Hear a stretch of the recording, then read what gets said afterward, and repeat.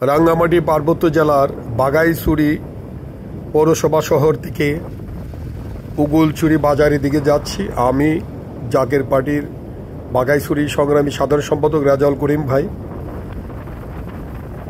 সংগ্রামী সভাপতি রফিকুল ইসলাম রফিক ভাইয়ের মেয়েকে আনার জন্য বৌভাতের অনুষ্ঠানে যাচ্ছি।